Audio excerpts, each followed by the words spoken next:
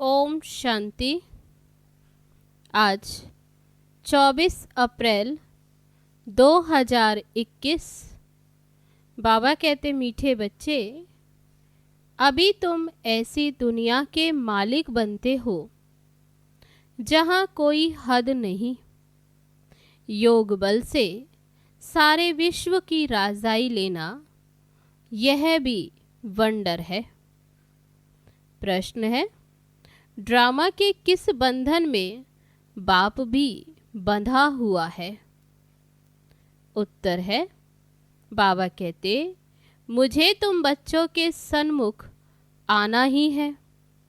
मैं इस बंधन में बांधा हुआ हूँ। जब तक मैं ना आऊं तब तक मूंझा हुआ सूत सुलझ नहीं सकता। बाकी मैं तुम्हारे पर कोई कृपा व आशीर्वाद करने नहीं आता हूँ। मैं कोई मरे हुए को जिंदा नहीं करता। मैं तो आता ही हूँ तुम्हें पतित से पावन बनाने। गीत है, तुम्हें पाके हमने जहाँ पा लिया। ओम शांति। गीत के अक्षर सुन करके तुम बच्चों के रोमांच खड़े हो जाने चाहिए, क्योंकि सन्मुख बैठे हैं। सारी दुनिया में भल कितने भी विद्वान, पंडित, आचार्य हैं, कोई भी मनुष्य मात्र को यह पता नहीं कि बेहद का बाप हर 5000 वर्ष के बाद आते हैं। बच्चे ही जानते हैं। बच्चे कहते भी हैं, जैसा हूँ वैसा हूँ, तुम्हारा हूँ। बाप भी ऐसे कहते हैं, जैसे हो वैसे हो, मेरे बच्चे हो। तुम भी जानते हो, वे सब आत्माओं का बाप है। सब पुकारते हैं। बाप समझाते हैं, देखो रावण का कितना परछाया है। एक भी समझ नहीं सकते कि जिसको हम परम पिता परमात्मा कहते हैं, फिर पिता कहने से खुशी क्यों नहीं होती, ये भूल गए हैं। जिसे पुकारते आए तो फिर बाबा कहते, जिसे परम पिता कहा तो पिता कहने से खुशी क्यों नहीं होती। वे बाबा ही अभी हमें वर्षा देते। बाप खुद ही समझाते हैं। ये इतनी सहज बात भी कोई समझ नहीं सकते। बाप समझाते हैं, ये तो वही है जिसको सारी दुनिया पुकारती है। ओ खुदा, हे राम, ऐसे पुकारते पुकारते प्राण छोड़ देते हैं। यहाँ वह बाप तुमको पढ़ाते हैं।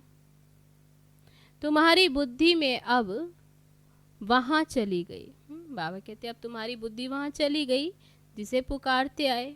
बाबा आया हुआ है कल्प पहले मुआफिक। कल्प कल्प बाबा आकर पतित से पावन बनाए, दुर्गति से सदगति में ले जाते हैं। गाते भी हैं सर्व का पतित पावन बाप। अभी तुम बच्चे उनके सन्मुख बैठे हो। तुम हो मोस्ट बिलविड स्वीट चिल्ड्रन। भारतवासियों की ही बात है। बाप भी भारत में ही जन्म लेते। बाप कहते हैं, मैं भारत में जन्म लेता हूँ तो जरूर वही प्यारे लगेंगे। भारतवासी याद भी सब उनको करते हैं जो जिस धर्म के वह अपने धर्म स्थापक को याद करते हैं। भारतवासी ही नहीं जानते कि हम आदि सनातन धर्म के हैं। बाप समझाते हैं, भारत ही प्राचीन देश है, तो कह देते कौन कहता कि भारत ही सिर्फ था। अनेका अनेक बातें सुनते, कोई क्या कहेंगे, कोई क्या। कोई कहते, कौन कहता है कि गीता शिव परमात्मा ने ही गाई है। कृष्ण भी तो परमात्मा था, उसने गाई गीता। परमात्मा सर्वव्यापी है। फिर कहते परमात्मा सर्वव्यापी, उनका ही सारा खेल है। भगवान के ये सब रूप हैं। भगवान ही अनेक रूप धर लीला करते हैं। भगवान जो चाहे सो कर सकते। अभी तुम बच्चे जानते हो माया भी कितनी प्रबल है।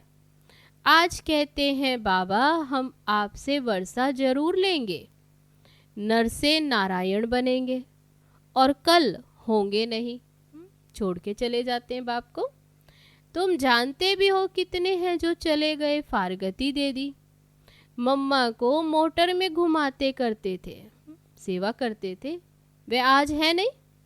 ऐसे अच्छे अच्छे भी माया के संग में आकर ऐसा गिरते जो एकदम नीचे पड़ जाते हैं। जिन्होंने कल्प पहले समझा है वही समझेंगे। बाबा जो ये समझा नहीं देते, बाबा कहते समझेंगे वही जिन्होंने कल्प पहले समझा है। आजकल दुनिया में क्या क्या लगा हुआ है, और तुम बच्चे अपने को देखो क्या बनते हो। गीत सुना ना, कहते हैं हम ऐसा वर्षा लेते हैं जो हम सारे विश्व के मालिक बन जाते। वहाँ कोई हद की बात ही नहीं, यहाँ हदें लगी हुई हैं। कहते हैं हमारे आसमान में तुम्हारा एरोप्लेन आएगा तो शूट कर देंगे। वहाँ तो कोई हद की बात ही नहीं रहती। यह भी गीत गाते हैं परंतु अर्थ थोड़े ही समझते हैं। तुम तो जानते हो बरोबर बाबा से हम फिर से विश्व के मालिक बन रहे हैं। अनेक बार ये 84 का चक्र लगाया है, थोड़ा समय करके दुख पाया है। तब बाबा कहते अभी तुम जानते हो हमने ही ये 84 जन्मों का चक्र लगाया जिसमें थोड़ा समय दुख, सुख तो बहुत है। इसलिए बाबा कहते तुम बच्चों को मैं अपार सुख देता हूँ। तब बाबा कहते कि सुख तो तुम्हें 3 हिस्सा मिलता है, दुख तो थोड़ा सा पाया। अब माया से हारो मत, बाप के बच्चे ढेर हैं। अब सब तो एक जैसे सपूत हो नहीं सकते। कोई को 5-7 बच्चे होते, उनमें 1-2 कपूत होते हैं तो माथा ही खराब कर देते, लाखों करोड़ों रुपया उड़ा देते। बाप एकदम धर्मात्मा, बच्चे बिल्कुल चट खाते में। ऐसे होते लौकिक में भी। तो बाप कहते बाप तो एकदम धर्मात्मा होगा और बच्चे एकदम चट खाते में। बाबा ने ऐसे बहुत मिसाल देखे हैं। तुम बच्चे जानते हो सारी दुनिया इस बेहद बाप के बच्चे हैं। सभी आत्माएं शिव बाबा के बच्चे। बाबा कहते मेरा बर्थ प्लेस ये भारत है। हर एक को अपनी धरती का कदर रहता है। दूसरी कोई जगह शरीर छोड़ते हैं तो फिर उनको अपने गांव में ले आते। बाप भी भारत में ही आते हैं। तुम भारतवासियों को फिर से बेहद का वर्षा देते। तुम बच्चे कहेंगे हम फिर से सो देवता विश्व के मालिक बन रहे हैं। हम मालिक थे, अब तो क्या हाल हो गया है। कहाँ से कहाँ आकर पड़े हैं। कितना ऊंच और कहाँ आ गए। 84 जन्म भोगते भोगते ये हाल हुआ है। ड्रामा को तो समझना है ना। इसको कहा जाता है हार और जीत का खेल। भारत का ही ये खेल है, इसमें तुम्हारा पार्ट है। तुम ब्राह्मणों का सबसे ऊंचते ऊंच पार्ट है इस ड्रामा में। बाबा कहते तब सबसे ऊंचते ऊंच पार्ट है तुम ब्राह्मणों का। तुम सारे विश्व के मालिक बनते हो, बहुत सुख भोगते हो। तुम्हारे जितना सुख और कोई भोग नहीं सकते। नाम ही है स्वर्ग, यह है नरक, यहाँ है सुख काग विष्टा समान। तब बाबा कहते आज लखपति, दूसरे जन्म में क्या बनेंगे कुछ पता थोड़े। ये है ही पाप आत्माओं की दुनिया और सतयुग है पुण्य आत्माओं की दुनिया। तुम पुण्य आत्मा बन रहे हो तो कभी भी पाप नहीं करना चाहिए। हमेशा बाबा से सीधा चलना चाहिए। बाप कहते मेरे साथ धर्मराज सदैव है ही, द्वापर से लेकर। धर्मराज, बाबा कहते द्वापर से है ही है, सत्युग त्रेता में मेरे साथ धर्मराज नहीं रहता। द्वापर से तुम मेरे अर्थ दान पुण्य करते आ रहे हो। ईश्वर अर्पण कहते हैं ना, गीता में श्री कृष्ण का नाम डालने से लिख दिया श्री कृष्ण अर्पणम। रिटर्न देने वाला तो एक बाप ही है। बाबा कहते भक्ति में किसी के भी अर्थ किया, लेकिन रिटर्न देने वाला तो शिव बाबा है, इसलिए श्री कृष्ण अर्पणम कहना रॉन्ग है, ईश्वर अर्पण कहना ठीक है।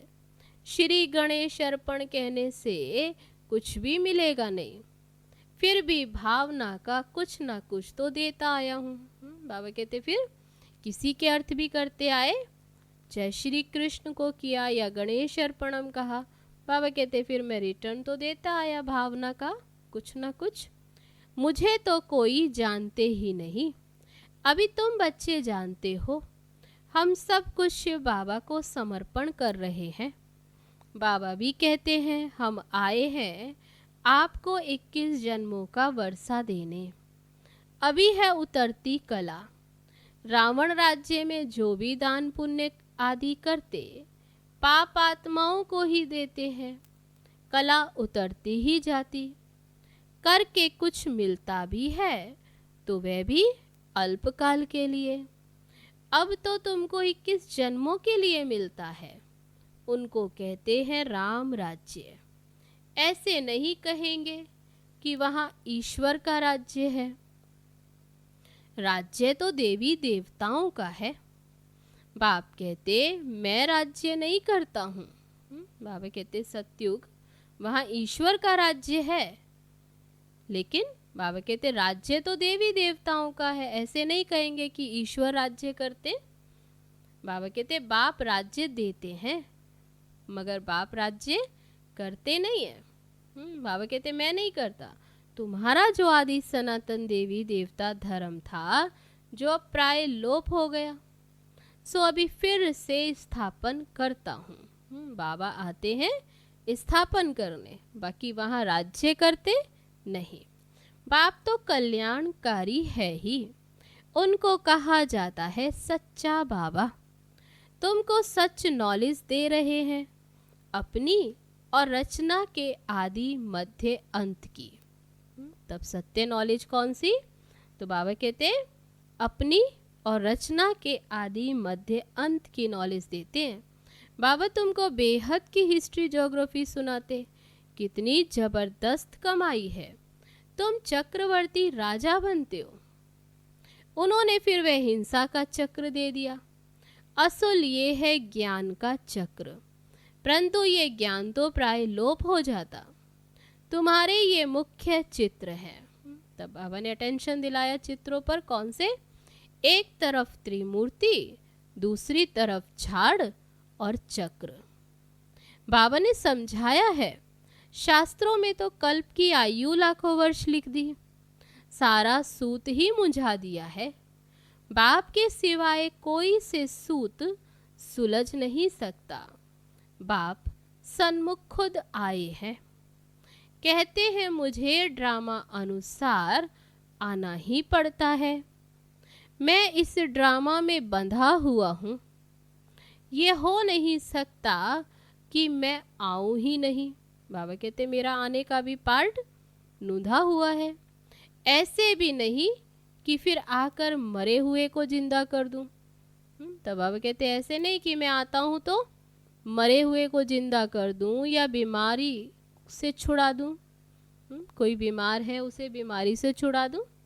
बहुत बच्चे कहते बाबा हमारे पर कृपा करो, लेकिन यहाँ कृपा आदि की बात ही नहीं। बाबा कहते तुमने मुझे इसलिए थोड़े ही बुलाया है कि आशीर्वाद करो, हमें कोई घाटा ना पड़े।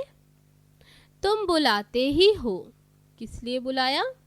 कि हे पतित पावन आओ, दुख हरता सुख करता आओ। शरीर के दुख हरता तो डॉक्टर लोग भी हैं, तो बाबा कहते अगर बात करें शरीर के दुख की तो उसको दुख हरने वाले तो फिर डॉक्टर हैं। मैं कोई इसलिए आता हूँ क्या? तुम कहते हो नई दुनिया स्वर्ग के मालिक बनाओ व शांति दो। ऐसे नहीं कहते कि हमको बीमारी से आकर अच्छा करो। हमेशा के लिए शांति व मुक्ति तो मिल न सके, पार्ट तो बजाना ही है। बाबा कहते ऐसे नहीं कि कोई शांति धाम में ही बैठा रह जाए। बाबा कहते पार्ट तो बजाना ही है। जो पीछे आते हैं उनको शांति कितनी मिलती है, इतना समय शांति धाम में ही रहते हैं। बाबा कहते कोई बिल्कुल ही अंत में पार्ट बजाने आते तो जरूर उतना समय वे लास्ट तक भी बैठे रहते हैं शांति धाम में। तो बाबा कहते तो ऐसे भी हैं जो अभी तक आते रहते हैं पार्ट बजाने, इतना समय तो वे शांति धाम में रहे। ड्रामा अनुसार जिनका पार्ट है वही आएंगे, पार्ट तो बदल नहीं सकता। बाबा समझाते हैं शांति धाम में तो बहुत बहुत आत्माएं रहती हैं जो पिछाड़ी में आती हैं। ये ड्रामा बना हुआ है, पिछाड़ी वालों को फिर पिछाड़ी में ही आना है। ये झाड़ बना हुआ है, ये चित्र आदि जो बनाए सब तुमको समझाना है। और भी चित्र निकलते रहेंगे, कल्प पहले मिसल ही निकलेंगे। 84 का विस्तार झाड़ में भी है, ड्रामा चक्र में भी है, चक्र में भी नॉलेज है। अब फिर सीढ़ी निकाली है, तब बाबा ने कहा चौथा चित्र तब वह सीढ़ी है। मनुष्य तो कुछ भी जानते नहीं, बिल्कुल ही जैसे बुद्धू हैं।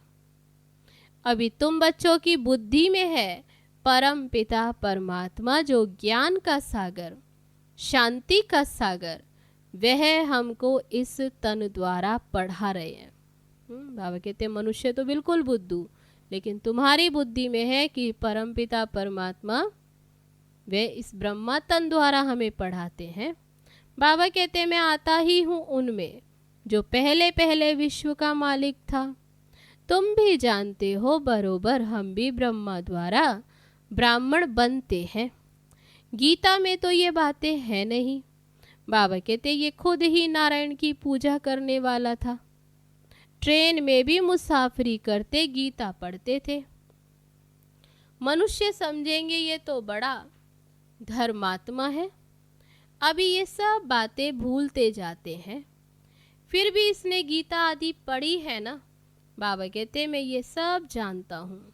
अभी तुम ये विचार करो कि हम किसके आगे बैठे हैं, जिससे विश्व के मालिक बनते हो, फिर उनको घड़ी घड़ी भूल क्यों जाते हो? बाबा कहते अपने से पूछो। बाबा कहते तुमको 16 घंटे फ्री देता हूँ, बाकी अपनी सर्विस करो। अपनी सर्विस करते हो गोया विश्व की सर्विस करते हो। इतना पुरुषार्थ करो जो कर्म करते कम से कम 8 घंटा बाप को याद करो। अभी सारे दिन में 8 घंटा याद कर नहीं सकते।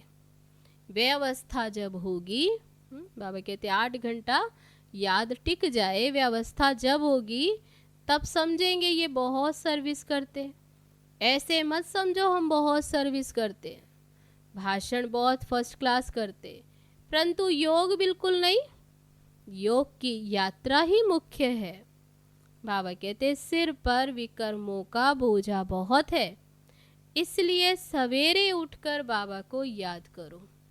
बाबा ने कहा 2 से 5 तक का फर्स्ट क्लास समय है। वह वायुमंडल बहुत अच्छा है। 2 से 5 तक का फर्स्ट क्लास वायुमंडल। आत्मा रात को आत्म अभिमानी बन जाती है, सो जाती है, जिसको नींद कहते हैं। इसलिए बाबा कहते जितना हो सके बाप को याद करो।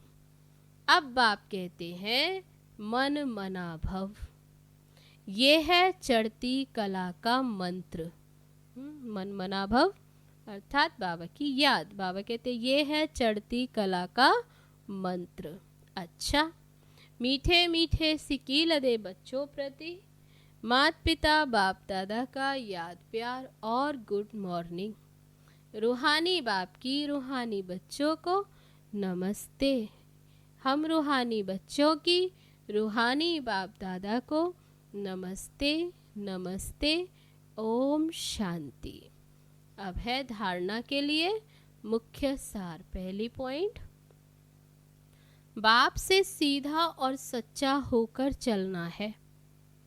कल्याणकारी बाप के बच्चे हैं, इसलिए सर्व का कल्याण करना है, सपूत बनना है। दूसरी पॉइंट, कर्म करते भी कम से कम 8 घंटा याद में जरूर रहना है। याद ही मुख्य है, इससे ही विकर्मों का बोझ उतरना है। बाबा कहते याद ही मुख्य है, इससे ही विकर्मों का बोझ उतारना है। अब है आज का वरदान। पुरुषार्थ शब्द को यथार्थ रीति से यूज कर सदा आगे बढ़ने वाले श्रेष्ठ पुरुषार्थी भव।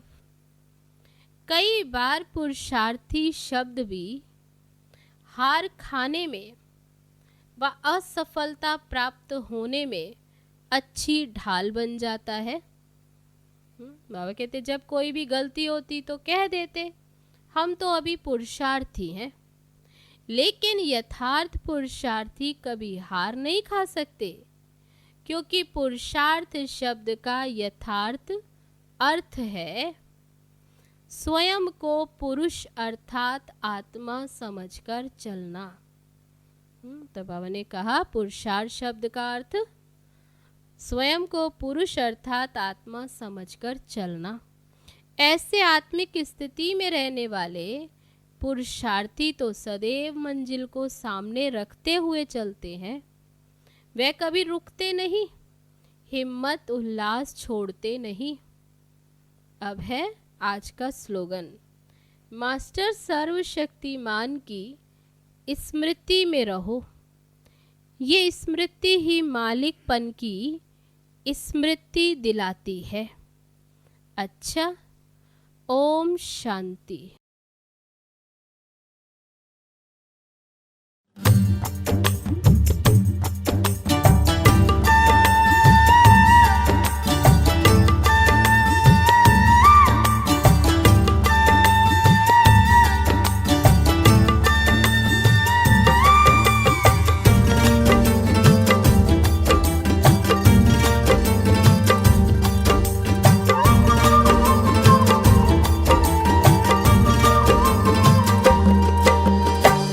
मधुबन की धरनी सजाकर कहाँ छुप गए तुम बाबा।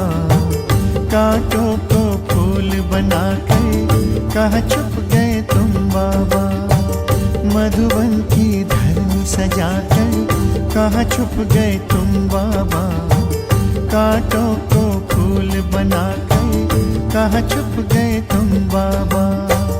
पाया सत्य से तेरा कर पाया ओ बाबा। जीवन हुआ सफल ये मेरा, मिल गई खुशियाँ बाबा। मधुबन की धरनी सजाकर कहाँ छुप गए तुम बाबा। कांटों को फूल बनाकर कहाँ छुप गए तुम बाबा।